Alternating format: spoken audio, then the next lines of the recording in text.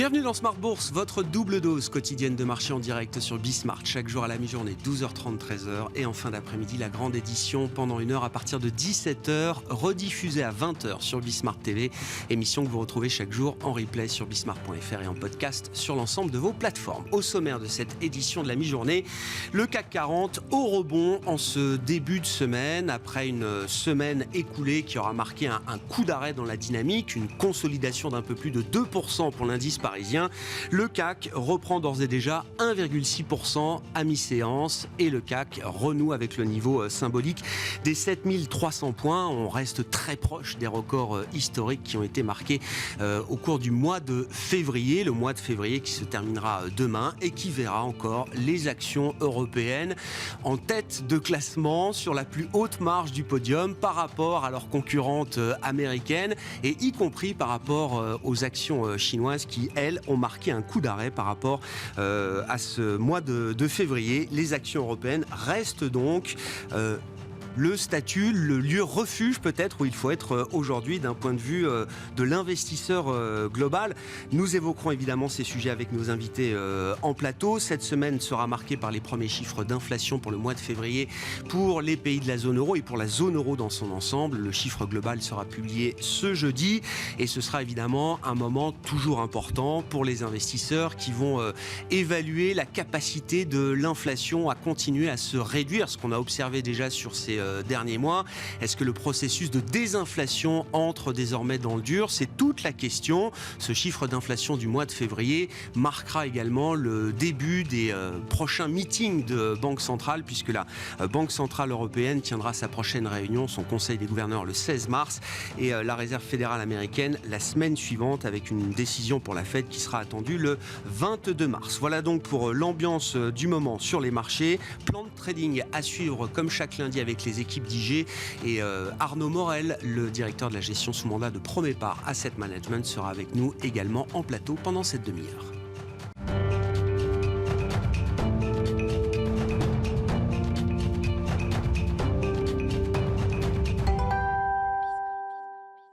Chaque lundi, 12h30 dans Smart Bourse, en direct, les enjeux techniques de marché. Le plan de trading de Smart Bourse avec les équipes d'IG, c'est Vincent Bois qui nous accompagne ce lundi. Bonjour Vincent. Bonjour. Bienvenue, merci beaucoup d'être avec nous. Alors, on va évoquer les enjeux techniques du moment, mais petit coup d'œil quand même sur ce mois de février qui aura vu un record historique du CAC 40 et puis une dynamique la semaine passée qui semblait s'inscrire dans une logique de consolidation. On aura baissé d'à peine 2% avant de repartir ce matin, bille en tête, avec une hausse de plus de 1,5% pour les indices européens. Et tout à fait, une consolidation, mais qui ne s'est pas transformée par une respiration, en tout cas un retour en arrière, qui aurait pu justement amener à un retour aussi un peu plus sain, parce que ici on se dit qu'il y a peut-être une surchauffe, on le voit d'ailleurs en Chine où ça part un peu plus en arrière, et la hausse sur le CAC s'est un peu matérialisée grâce à la reprise chinoise. Donc il y a effectivement cette respiration qui pour le moment est un peu courte, mais effectivement on a tenu les 7200 points sur l'analyse technique, et donc on peut aller chercher une nouvelle fois ce plus haut historique, mais il va falloir quand même revenir en arrière à un moment pour essayer de réfléchir, de remettre les choses à plat, de voir la politique monétaire bien entendu, les statistiques et l'inflation. C'est vrai qu'on sort d'une période qui a été intense en matière de chiffres économiques, en matière de publication d'entreprises également, et là on rentre dans une phase qui sera peut-être un peu plus creuse. On aura des chiffres importants sur l'emploi américain la semaine prochaine, et ensuite on repart comme toutes les 6 semaines pour les décisions de Banque centrale. Si on regarde le CAC 40 avec le graphique journalier que vous nous apportez, Vincent,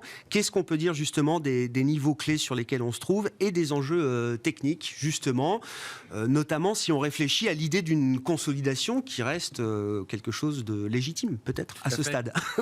Pour le moment les 7200 ont tenu, dont on parlait la semaine dernière justement, ils tiennent et ils permettent le rebond, plus de 1,5 à l'ouverture. On verra bien sûr au niveau des États-Unis si cela tient, parce qu'on a quand même eu une mauvaise nouvelle vendredi, l'inflation américaine qui rebondit, qui est au-delà du consensus, une baisse légère qui serait tout de même limitée par rapport à l'information qu'on a, par rapport aux perspectives de taux de la BCE, de la Fed qui remontent. Donc Pour le moment, c'est plutôt technique, les 7200 qui peut permettre d'aller chercher une troisième fois ce nouveau plus haut historique qui s'installe sur les 7380, 90. Au-delà, bien, c'est l'inconnu, bien sûr, hein, les seuils psychologiques, les 7500. Mais pour moi, cela, c'est plutôt un rebond technique. On tient les 7200, on attend de voir. Les États-Unis pourraient également rebondir légèrement. Mais par la suite, il va falloir revenir en arrière. Sous les 7200, toujours simplement technique, eh bien, on va aller chercher les 6950, 7000. Le seuil des 7000 points, bien entendu, et puis 6950, à quelques points près, c'est l'ancien plus haut historique qu'il a fallu 20 ans à retrouver, donc il y a un an maintenant. Donc c'est un niveau technique important, et c'est ici qu'on verra si le rebond se redessine, et donc confirmation de la hausse, ou si au contraire on vient franchir ces 7000 points, 6950, et donc on retourne à la baisse, et on revient plutôt sur les risques. Donc le pivot pour vous, il est c'est 6950, 7000, c'est ça, sur le CAC. Tant qu'on préserve ce niveau-là, on reste dans une dynamique à court terme qui est une dynamique positive et haussière. Techniquement, oui, voilà. Il faudrait justement revenir un peu pour avoir une hausse saine, et bien revenir en arrière, valider ce rebond en rebondissant sur les 6957 000. C'est en dessous qu'on verra peut-être plutôt les risques qui reviennent sur le tapis. Alors, on parle beaucoup du CAC, on en parle parce qu'évidemment on est en France, mais on en parle d'autant plus que le CAC est un indice qui a retrouvé, une forme de leadership qu'on n'a pas connue, en tout cas que toute une génération d'investisseurs n'a pas connue depuis au moins 10 ou 15 ans.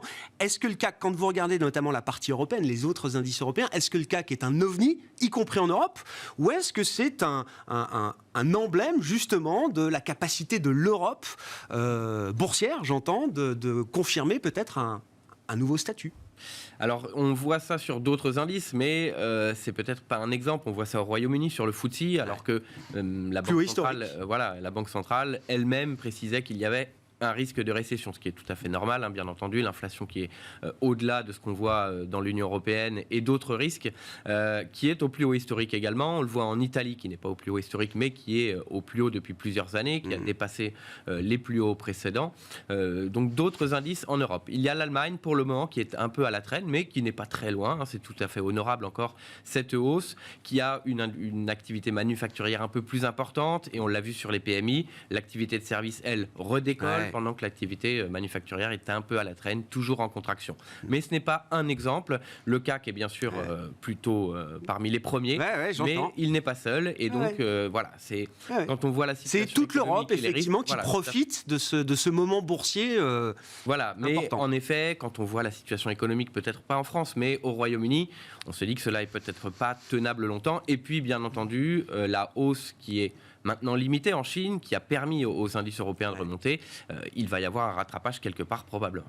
Qu'est-ce qu'on peut dire de la partie américaine, et notamment si on regarde l'indice très lourdement chargé en valeur technologique qu'est le Nasdaq. Vincent, quel état des lieux est-ce qu'on peut dresser pour le Nasdaq? Beau début d'année, parce que le rebond s'est fait un peu après les autres indices, le CAC ou encore aux États-Unis avec le Dow Jones, qui est un peu plus à la traîne récemment. Mais l'indice est plutôt une belle performance depuis le début de l'année. Pour le moment, c'est donc un retour en arrière, sur un niveau technique également important. Les 12 900, le plus haut qu'on avait eu en septembre dernier, juste après août, où il y avait les discours de Jérôme Powell qui avaient été extrêmement difficiles à encaisser pour les marchés. Donc un retour en arrière pour le moment, et on retourne sur un niveau technique également qui est plutôt solide, la moyenne mobile 200 périodes, donc la moyenne mobile 50 périodes également, beau rebond immédiat donc la semaine dernière dessus, qui pourrait permettre justement de rebondir pendant quelques séances, mais de la même façon, la correction est un peu peut-être limitée par rapport à la hausse, parce que il faut voir d'une part que cette hausse est dirigée par des sociétés qui ont des résultats qui sont tout de même décevants, les mêmes stocks ou ces sociétés technologiques qui n'ont pas de résultats positifs, et des résultats qui ont été franchement décevants. Au-delà du consensus, mais bien entendu, on baisse le consensus et donc les résultats sont un peu encourageants. Mais si l'on regarde des grosses sociétés technologiques, Nvidia par exemple, qui était légèrement au-dessus du consensus sur le résultat ajusté, bien entendu, le résultat par action a baissé de 50% par rapport au trimestre précédent, le chiffre d'affaires de moins 20%. Pour autant, l'action a pris 15% au lendemain des résultats. Donc, il y a tout de même également des écarts qu'il va falloir réduire, ou en tout cas, ces sociétés qui n'avaient pas autant à prendre, plus de 100% si on reste sur Nvidia, 120% de hausse, avec des résultats aussi décevants. C'est tout de même qu'il y a également un rattrapage à faire. Donc au niveau technique, on peut rebondir sur cette moyenne mobile 200 périodes, aller chercher nos 12 230 points, qui a déjà servi de support puis de résistance, mais probablement un retour en arrière par la suite. Et de la même façon, on parlait du CAC, les 7000 points. Eh bien ici, ce sera la moyenne mobile 200. Donc ce sera plutôt les 11 800, 11 850 qui va nous déterminer justement si le rebond est durable ou si on vient percer ce niveau et accélérer un peu plus à la baisse. Et puis un autre actif qui vous intéresse, c'est l'or, l'once d'or exprimée en dollars. Pourquoi est-ce qu'on suit aujourd'hui cet actif et qu'est-ce qu'il nous apprend de l'état d'esprit des investisseurs? L'or a fortement... Alors c'était difficile, c'était normalement une protection contre l'inflation et puis finalement lorsqu'on a eu des très fortes inflations, on n'était pas au rendez-vous. Mais c'est surtout que c'est corrélé inversement au dollar américain. Donc lorsqu'on surveille le dollar américain, on surveille le cours de l'or également. On a vu le dollar américain qui a fortement baissé donc à partir du début du rebond finalement, octobre-novembre. Le cours de l'or s'est donc envolé. On a vu un soutien également des banques centrales qui achetaient de l'or, donc qui amenait à certains questionnements. Des achats historiques, je crois. Oui, tout à fait. Pour certains, c'était de très forts achats et pour certains, des achats qu'ils n'avaient pas fait depuis des années. Et puis un retour en arrière sur le cours de l'or qui est amené par le rebond du dollar américain. On voit le rebond sur les taux obligataires, sur le dollar américain. Pour autant, les marchés actions, eux, se maintiennent. Et on voit donc le cours du dollar qui évolue fortement à la baisse depuis. On est allé chercher un niveau technique important, 1800 $, 1805 $, qui est un niveau plutôt pertinent. On voit le dollar également qui ralentit sa hausse, mais qui se poursuit avec les taux obligataires. Mais actuellement, eh bien, on peut voir un rebond technique de la même façon sur les 1800 $, aller chercher ces 1840 $. Il y a eu une petite... une évolution sans réelle tendance durant les dernières séances là-dessus. Et puis, ça donnera par la suite probablement un retour en arrière sur fond de hausse du dollar américain. Et donc, ça peut être une opportunité à long terme également sur le cours de l'or, d'avoir un retour en arrière pour moi qui peut être plus prononcé et d'aller chercher les 1760 $. Donc, voilà, ça, au-delà du dollar américain, on peut surveiller le dollar américain directement, mais en regardant le cours de l'or, eh bien, c'est vraiment l'inverse du dollar américain. Donc, on surveille avec attention ces 1800 $. Si on franchit à la baisse, on va pouvoir voir une accélération baissière, à mon avis. Mais ça implique que, dans cette idée-là, que le rebond du dollar qu'on observe là sur quelques jours, quelques semaines, n'est pas un rebond qui devrait remettre en cause la détente de la devise américaine qu'on observe depuis plusieurs mois. Je rappelle qu'à l'automne, on était sous la parité. C'était 0,95 sur la parité euro-dollar au cours du mois d'octobre ou du mois de novembre. En effet. C'est des niveaux qui paraissent encore très loin aujourd'hui. Oui, mais s'il y avait un retour en arrière sur les indices, probablement le dollar américain accélérerait assez fortement. Là, ce qui a rééquilibré un peu, ou ce qui a fait qu'on a rebondi fortement sur l'euro-dollar, c'est plutôt que la Banque Centrale Européenne, elle aussi, resserre sa politique monétaire, donc ce qui a fortifié un peu. Et puis, bien entendu, on a écarté les risques de récession. Donc, un peu plus fort sur l'Europe. On voit le CAC, on voit les indices, donc retour assez fort sur l'Europe. Mais attention, s'il y a des risques plus importants de poursuite du resserrement de la politique monétaire, c'est en général le dollar américain qui va plus progresser. Et puis, les risques de récession ont été écartés pour le moment, mais sont toujours très présents. Surtout que plus le resserrement dure, plus le risque de récession est important. Donc, par la suite, si on a un retour à la réalité, on va dire, par rapport au risque plus important, le dollar américain va probablement revenir peut-être sur les sommets qu'on a déjà vus et donc la parité pourrait se rapprocher du dollar également. 1,0560 sur la parité euro-dollar en ce début de semaine. Le dollar actif clé, évidemment, pour un ensemble de grandes classes d'actifs. Merci beaucoup, Vincent. Vincent Bois, les équipes d'IG avec nous chaque lundi à 12h30 pour le plan de trading de Smart Bourse.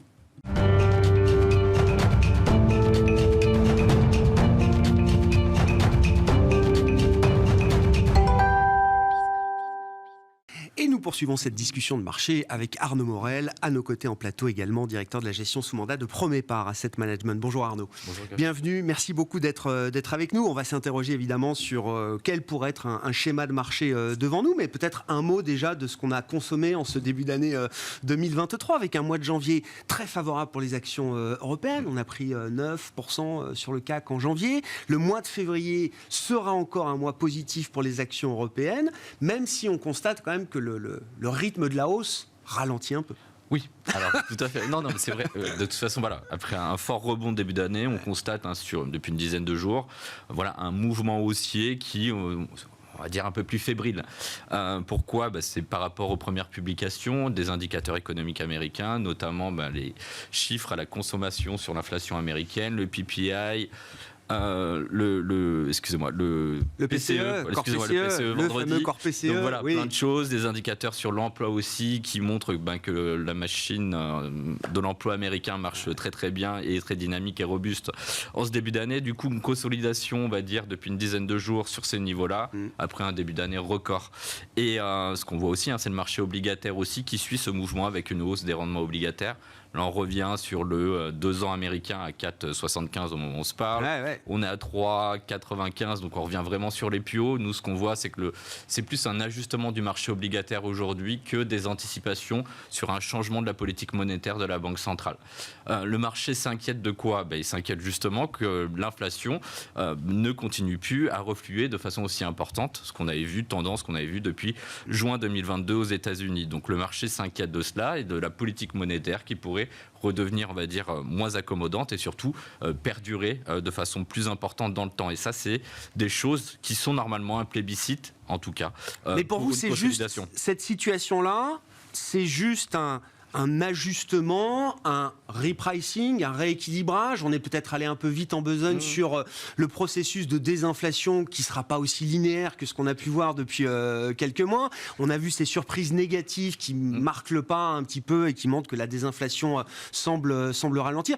Mais ce n'est pas un game changer. Ce n'est pas un game changer. Si ça reste à ce stade-là, nous, ce que nous pensons aujourd'hui, c'est vraiment une consolidation sur un mot de passe. Aujourd'hui, l'inflation, ce qu'on voit, et logiquement, on est passé donc en pratiquement 9 mois, on est passé de 9 à 6%.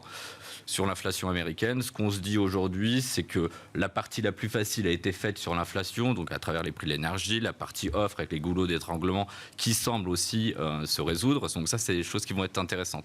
Le marché, la question qui va se poser, est-ce qu'on va faire un plateau à 6% ? Nous ne le pensons pas. Nous pensons que nous avons encore une marge de manœuvre pour redescendre sur des niveaux d'inflation plus aux alentours de 4%, qui pourrait être pour le coup quelque chose... Le noyau dur, quoi. Ouais, vraiment attaqué. Je comprends. Pourquoi ? Parce qu'on a des effets de base de comparaison aussi qui vont être très costauds sur février, mars, avril. Donc pourraient être des réponses positives pour les marchés actions. Ce sera intéressant. On n'y est pas encore. On va prendre les choses étape par étape, séquence par séquence. Mais quand on arrivera à ces 4% d'inflation, et c'est à peu près l'idée que tout le monde a, ce sera intéressant effectivement de voir quelles sont les questions que les banques centrales se poseront à ce moment-là. Pour l'instant, on reste dans l'idée qu'il faut continuer de monter les taux. On verra ce qu'il en est des prochaines réunions de banque centrale. Est-ce qu'il faut être surpris de la surperformance de l'Europe ? Encore une fois, je le disais avec Vincent, ça fait 15 ans que l'Europe sous-performe structurellement les marchés actions américains notamment. Et là, ça fait plusieurs mois, plusieurs trimestres même. On peut reprendre, je crois, la performance du CAC 40 par rapport à celle des marchés américains depuis le point bas de mars 2020. Depuis le point bas Covid de 2020, la surperformance de l'Europe est là. Exactement. Alors, premier point, c'est que déjà on arrive fin septembre, début octobre, on arrive sur un niveau de valorisation, un écart entre la zone américaine et la zone économique européenne qui est au plus haut et à son apogée historique. Donc ça, c'est un premier point, c'est la valorisation. Ensuite, l'Europe, à partir, on va dire, de le fait qu'il y ait, on va dire, des chars russes à 2 heures de Paris, est une problématique aussi. Et on le voit en termes de flux, il y avait beaucoup de décollectes sur la zone économique européenne pour ces sujets-là. Maintenant, quand on voit un petit peu le changement de paradigme sur la politique, on va dire, de taux, avec des taux qui sont plus élevés pendant un bon moment, la composition, on va dire, indicielle, sectorielle des indices en zone économique européenne est un plébiscite pour la zone économique européenne. Et on le voit avec les banques aujourd'hui. Les marchés leaders en zone économique européenne, c'est quoi ? C'est l'Italie, c'est l'Espagne et c'est la France. La France bien aidée aussi par le luxe et ses valeurs industrielles. Mais voilà, c'est des éléments aujourd'hui qui sont probants et nous semblent être logiques et sains dans leur construction à l'heure actuelle. Ouais. À quel schéma de marché est-ce qu'on se prépare désormais ? Si on est dans une phase peut-être un peu moins claire du point de vue de la désinflation, on a vu des marchés obligataires effectivement qui corrigeaient, qui intégraient au fur et à mesure difficilement le discours des banques centrales. Les taux vont monter un peu plus que ce que vous pensez, vont rester élevés pendant plus longtemps que ce que vous pensez. Donc il y a une forme de réconciliation de ce point de vue-là. Qu'est-ce que ça peut impliquer du point de vue de la dynamique des marchés actions ?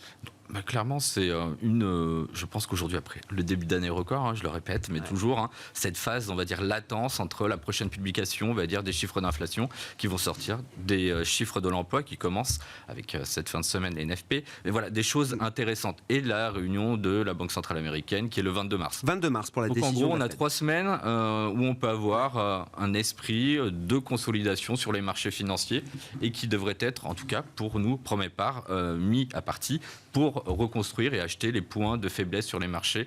Clairement, nous, ce qu'on voit et ce qu'on se dit, ce qui a été dit précédemment, c'est que les 6930 points semblent être aujourd'hui un point important, donc c'est 5% en dessous des niveaux actuels, pour revenir sur les marchés et employer efficacement notre cash, nos liquidités, pour nos nouveaux clients également, de revenir sur les marchés, parce qu'aujourd'hui, comme ce qui a été dit précédemment, le scénario de récession quand même semble s'éloigner. On le voit avec les indicateurs des PMI qui ont été publiés, les services de façon probante, même le manufacturier qui est en zone, on va dire, de contraction, mais qui sont mieux qu'attendus.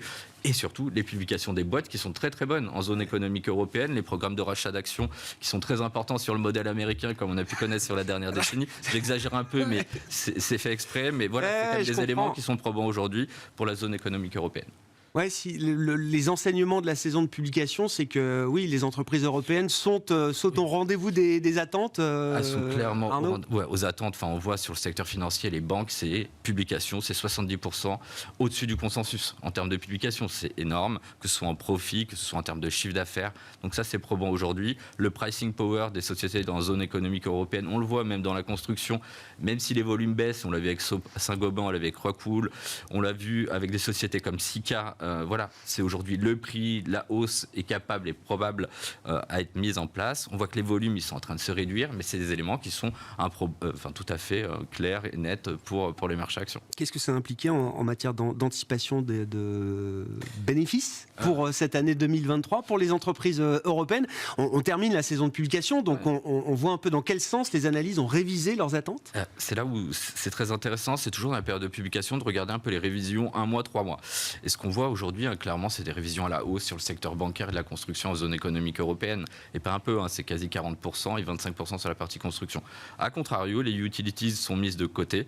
Le secteur telco aussi, même s'il y a quand même des cas, on va dire, spécifiques de sélection de valeur qui nous semblent intéressants. Mais voilà, c'est vraiment une révision haussière sur 2 pans de la cote, construction et sur les bancaires. Et ça, c'est quand même des éléments qui sont probants. Et au vu de la composition des indices européens, ceci expliquant cela aussi. Et ça veut dire que la partie cyclique du marché, qui a été quand même le grand leader de ce rallye depuis le mois d'octobre, elle est peut-être pas encore si chère que ça. Tout à fait. Et on le voit, c'est tout à fait ça. Quand je regarde un petit peu un secteur automobile qui est un petit poids des indices en zone économique européenne, on regarde la perf depuis le début de l'année, c'est plus de 20%. Quand on regarde sur un an, on est toujours à moins 21% en termes de performance. Quand on regarde la valorisation, quand je fais un agrégat, je traite à 8,5 en termes de PE. En août 2022, je traitais à 13 fois.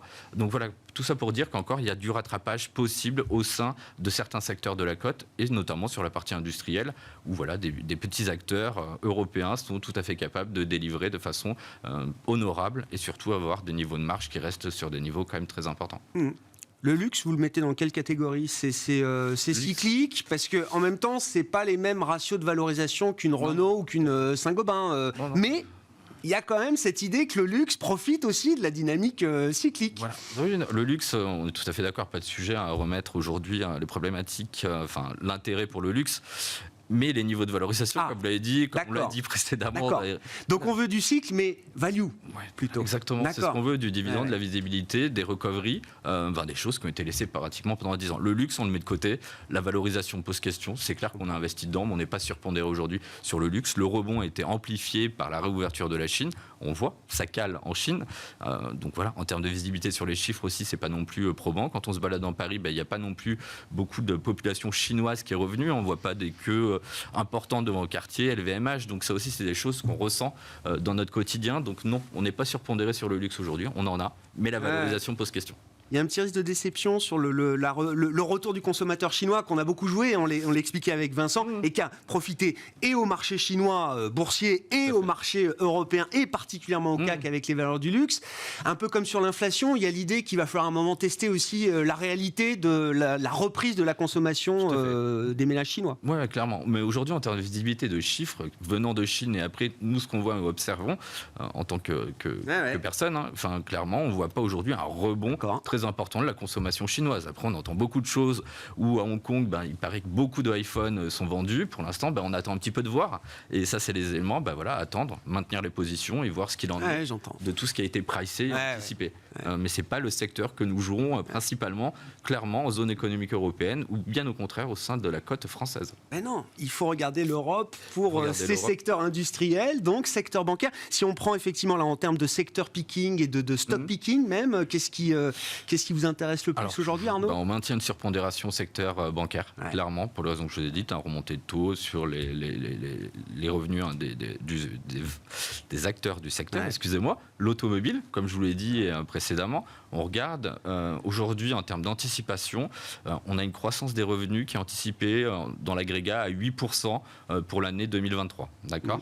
La croissance des BPA aujourd'hui est attendue à moins 2%. Logiquement, quand on regarde et historiquement comment est monté le levier opérationnel du secteur automobile, normalement c'est x3 par rapport au point mort de la croissance des marges. Donc la relation qu'il y a entre le chiffre d'affaires et la dynamique bénéficiaire. Exactement. Si j'ai 4% aujourd'hui en croissance des revenus, normalement, donc je suis létal, je suis point mort sur ma croissance des marges. Aujourd'hui, si j'arrive à 8%, normalement, je me retrouve plus aux alentours de 12 à 15%.